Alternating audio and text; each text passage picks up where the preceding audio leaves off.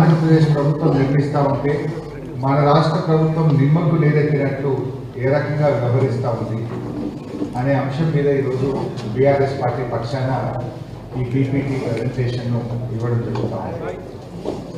ముఖ్యంగా కృష్ణా జలాలను అక్రమంగా తరలించుకోవడానికి పోతిరెడ్డిపాడు ప్రాజెక్టు ఎలా మారిందో రేపు గోదావరి జలాలు మళ్లించడానికి బనకచెర్ల ప్రాజెక్టు కూడా అదే రకంగా చేయబోతా ఉంది.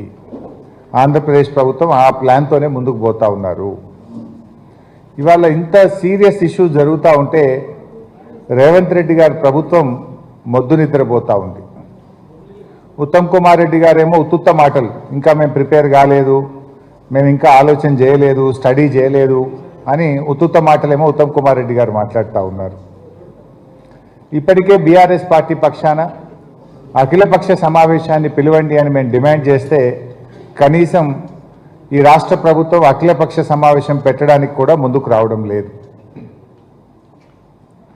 ఈ రాష్ట్ర ప్రభుత్వం ఎంతసేపు కేటీఆర్ గారి మీద ఎట్లా అక్రమ కేసు పెట్టాలి, ప్రతిపక్ష నాయకుల మీద ఎలా అక్రమ కేసులు పెట్టాలి, ఏ రకంగా ప్రతిపక్షం మీద బుర్ర జల్లాలి, లేదా వాళ్ళ సొంత రాజకీయాలు మూడు పోర్ట్ఫోలియోలు వేయడానికి 3 రోజులు ఢిల్లీలో ఉండడం, దీని మీదనే వాళ్ళ ధ్యాస ఉంది తప్ప ఈ రాష్ట్ర ప్రయోజనాలు కాపాడే విషయంలో ఈ రాష్ట్ర ప్రభుత్వానికి చిత్తశుద్ధి లేకుండా పోయింది.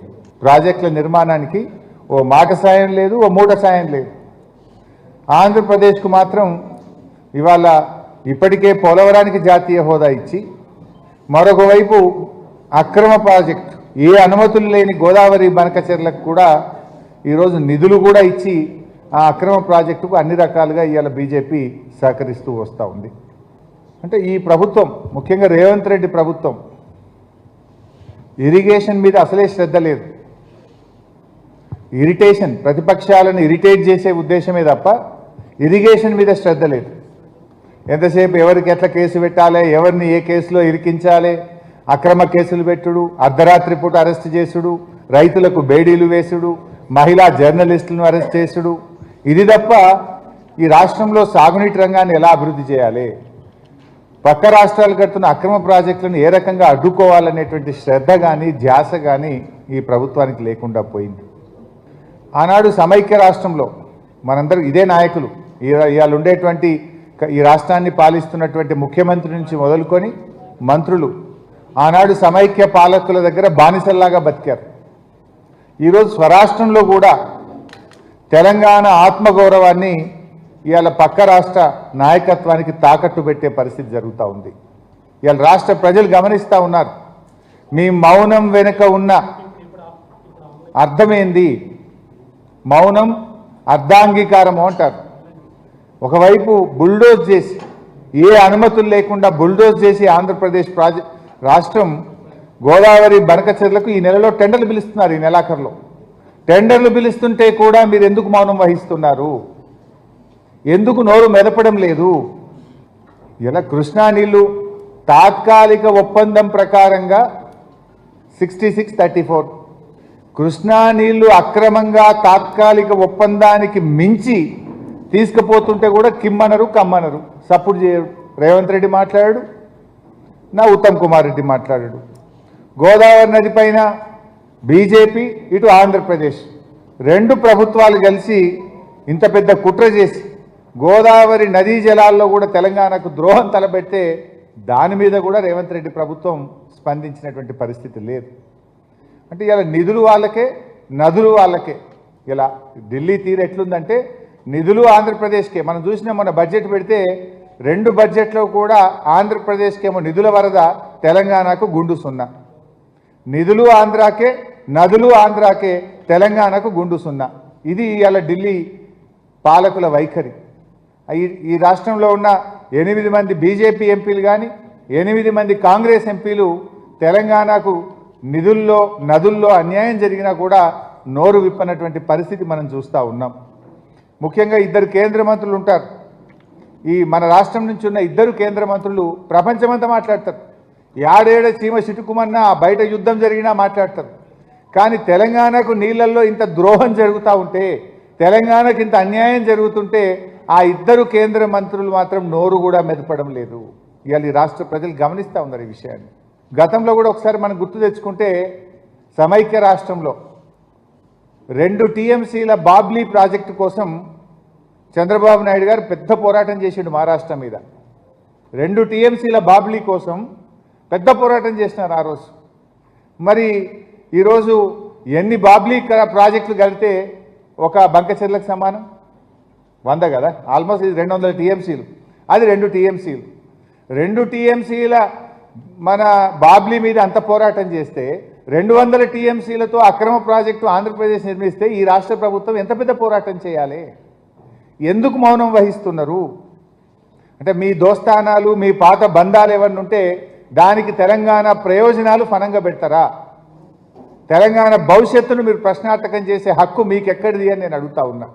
2 రాష్ట్రాలు కూడా ఇచ్చిపుచ్చుకునేటువంటి ధోరణిలో ముందుకు పోవాలని ఆ రోజు చాలా క్లియర్గా చంద్రబాబు నాయుడు గారు అపెక్స్ కౌన్సిల్లో మాట్లాడడం, అదేవిధంగా కేసీఆర్ గారు కూడా మరొక అడుగు ముందుకేసి ఈవేళ కృష్ణా నదికి సంబంధించి ఆ బేసిన్కి సంబంధించి ఇంకా 1000 టీఎంసీల నీరు అవసరం ఉంది కృష్ణా నదికి. కానీ ఆ 1000 టీఎంసీల నీరు కృష్ణానది నుంచి లభ్యం కావడం లేదు. కాబట్టి దీనికి ఒకే ఒక మార్గం, గోదావరి నుంచి వృధాగా సముద్రంలో కలిసిపోయేటువంటి నీటిని ఈ యొక్క కృష్ణానదికి తీసుకురావడం ద్వారానే ఈ కృష్ణానది పరివాహక ప్రాంతం వరద ఏదైతే ఈ యొక్క దుర్భిక్ష పరిస్థితుల నుంచి కాపాడుకోవచ్చని ఏదైతే ఎపెక్స్ కౌన్సిల్లో రికార్డెడ్గా ఏదైతే ఆ రోజు కేసీఆర్ గారు చెప్పారో దాన్ని ఈరోజు ఆచరణలోనే మరి ఆ పోలవరం బనకచర్ల ద్వారా చంద్రబాబు నాయుడు గారు ఈరోజు ఈ ప్రాజెక్టును తీసుకొస్తూ ఉంటే మరి దీన్ని వ్యతిరేకించడము,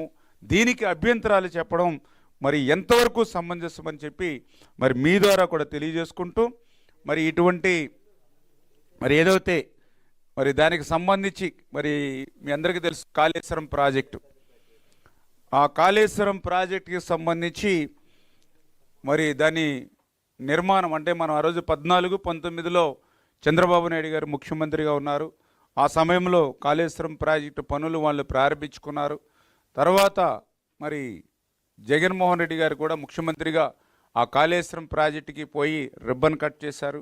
ఆ కాళేశ్వరం ప్రాజెక్టుకి కొబ్బరికాయ కొట్టినటువంటి విషయం మీ అందరికీ తెలుసు. అదేవిధంగా జగన్మోహన్ రెడ్డి గారు ప్రగతి భవన్కి మీటింగ్స్ కూడా వెళ్ళినటువంటి విషయం మీ అందరికీ తెలుసు.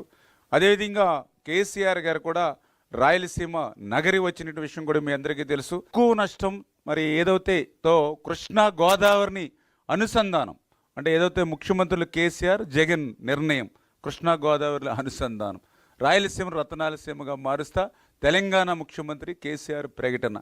అంటే ఈ రకంగా ఏదైతే ఆ రోజు మరి స్పష్టంగా కేసీఆర్ గారు మరి ఈ చెప్పినటువంటి మాటలు ఏవైతే ఉన్నాయో మరి ఆ మాటల ప్రకారమే మరి ఈరోజు పనులు కూడా అంటే ఏదైతే ఆ రోజు కాళేశ్వరం ప్రారంభోత్సవ సమయంలో కానీ ప్రగతి భవన్లో సమావేశం జరిగినప్పుడు కానీ అదేవిధంగా ఈ యొక్క కేసీఆర్ గారు రాయలసీమ నగర్లకు వచ్చినటువంటి సమయంలో ఆయన మాట్లాడినటువంటి మాటలన్నీ కూడా స్పష్టంగా మనందరం కూడా ఉన్నటువంటి పరిస్థితి.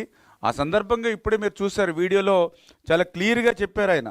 ఏదైతే రాయలసీమ అనేది చాలా చాలా వెనకబడినటువంటి ప్రాంతము, రాయలసీమ అనేది చాలా దుర్భిక్షమైనటువంటి ప్రాంతము.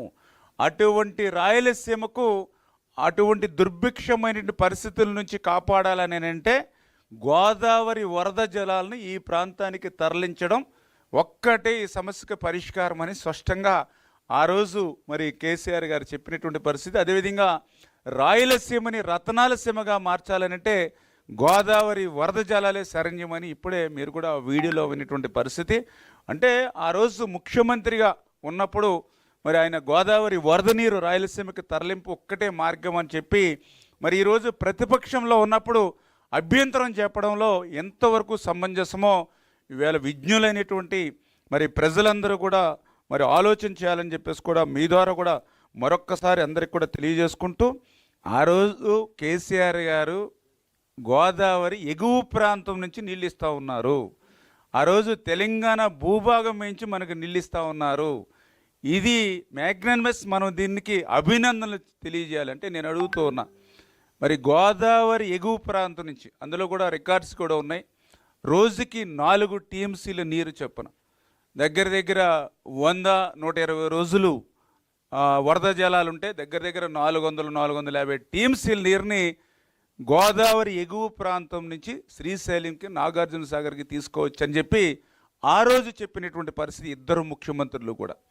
అంటే గోదావరి ఎగువ ప్రాంతం నుంచి తీసుకోవడానికి అంగీకరించినటువంటి ముఖ్యమంత్రులు నాడు, మరి నేడు గోదావరి దిగువ ప్రాంతం నుంచి, ఎందుకంటే గోదావరి దిగువ ప్రాంతం అంటే ఇంక ఎవ్వరికి కూడా అవసరం లేనిటువంటి నీరు, ఎవరికి కూడా ఉపయోగపడేటువంటి నీరు. దిగువ ప్రాంతం అని అంటే సముద్రంలో కలిసిపోయేటువంటి నీరు, ఉప్పు నీటిలో కలిసిపోయేటువంటి నీరు తీసుకుంటే ఎందుకు ఈరోజు అభ్యంతరాలు వ్యక్తం చేస్తూ ఉన్నారు అంటే, అధికారంలో ఉన్నప్పుడు ఒక రకంగా మాట్లాడడం, ప్రతిపక్షంలో ఉన్నప్పుడు మరొక రకంగా మాట్లాడడం ఎంతవరకు సమంజసం అనే విషయాన్ని కూడా ఈవేళ ప్రజలందరూ కూడా ఆలోచన చేయవలసిన అవసరం ఉందనే విషయాన్ని కూడా మరి సందర్భంగా తెలియజేసుకుంటూ ఉన్నాం. మరి ఈ రకంగా అనేటువంటి పరిస్థితి కూడా మరి గోదావరి సంబంధించినటువంటి పోలవరం బనకచెర్ల, మరి ఇది కూడా ఒక నదుల అనుసంధానంలో కూడా ఒక భాగం అనే విషయాన్ని కూడా దయవుంచి అందరూ కూడా గుర్తుపెట్టుకోవాల్సిన అవసరం ఉంది.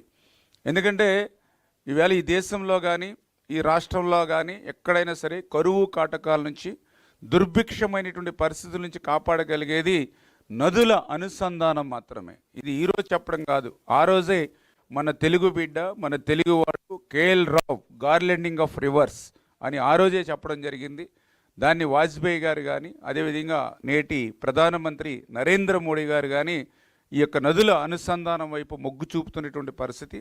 అందులో కూడా ఈవేళ నరేంద్ర మోడీ గారు కూడా క్లియర్గా, అంటే ఏదైతే రాష్ట్ర అంతర్భాగంలో మరి యొక్క ముందు నదుల్ని మరి కలుపుకోవడం ద్వారా ఒక నదీ పరివాహక ప్రాంతంలో అధిక వర్షపాతం పడినప్పుడు, మరొక నదీ పరివాహక ప్రాంతంలో అత్యల్ప వర్షపాతం ఉన్నప్పుడు ఈ నదుల అనుసంధానం ద్వారా ఆ దుర్భిక్ష పరిస్థితుల నుంచి, ఆ కరువు పరిస్థితుల నుంచి కూడా కాపాడాలనేటువంటి నరేంద్ర మోడీ గారు ఆచరణ ఏదైతే ఉందో ఆ ఆచరణలో భాగంగానే ఈరోజు ఈ పోలవరం మరి గోదావరి నుంచి ఈ యొక్క బనకచెర్ల వరకు, అంటే ఏదైతే పోలవరం దగ్గర అధిక వర్షాలతో వృధాగా పోయేటువంటి ఆ సముద్రపు నీటిని అతి తక్కువ వరద నీరు వస్తున్నటువంటి కృష్ణ పరివాహక ప్రాంతమైనటువంటి రాష్ట్ర పరిధిలోని, ఇదేమీ ఇతర రాష్ట్రాలను కలపట్ల, మన రాష్ట్రంలో ఉన్నటువంటి పరిధిలోనే దుర్భిక్ష రాయలసీమ ప్రాంతానికి తరలించడం జరుగుతుంది అనే విషయాన్ని కూడా మరొక్కసారి మీ ద్వారా అందరికి కూడా తెలియజేసుకుంటున్నామని చెప్పి మీ ద్వారా తెలియజేసుకుంటూ, మరి ఆ రోజు మరి కేసీఆర్ గారు, మరి ముఖ్యమంత్రులుగా జగన్మోహన్ రెడ్డి గారు ఇద్దరు ముఖ్యమంత్రులు కూర్చుని గోదావరి ఎగువ నుంచే రోజుకి 4 టీఎంసీలు చొప్పున 100-120 రోజులు 400-450 టీఎంసీలు శ్రీశైలంకి నాగార్జున సాగర్కి తీసుకురావడానికి ఆ రోజు ఇద్దరు ముఖ్యమంత్రులు నిర్ణయం తీసుకుంటే, మరి ఈరోజు దానికి విరుద్ధంగా మరి ఆ యొక్క పార్టీ నాయకులు మాట్లాడుతూ ఉంటే, మరి ఆనాటి ఒప్పందంలో కానీ ఆ రోజు నిర్ణయంలో తీసుకోవడంలో కానీ భాగస్వాములైనటువంటి ఆనాటి మన రాష్ట్ర ముఖ్యమంత్రి ఈరోజు కూడా పెదవి ఇప్పకపోవడం. ఎందుకంటే నేను రాయలసీమ బిడ్డనని చెప్తూ ఉంటాడు.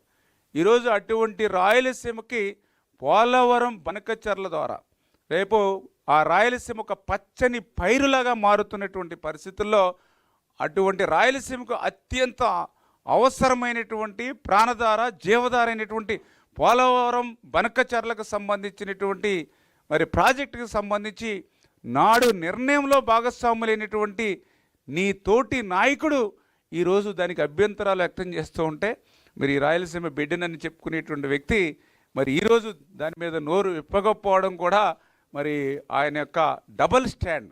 అంటే వీరందరూ కూడా అధికారంలో ఉంటే ఒక రకంగా మాట్లాడతారు, ప్రతిపక్షంలో ఉంటే మరొక రకంగా మాట్లాడతారు అనేది ఇవన్నీ కూడా ఉదాహరణలు అనే విషయాన్ని మరొక్కసారి మీ ద్వారా కూడా తెలియజేసుకుంటూ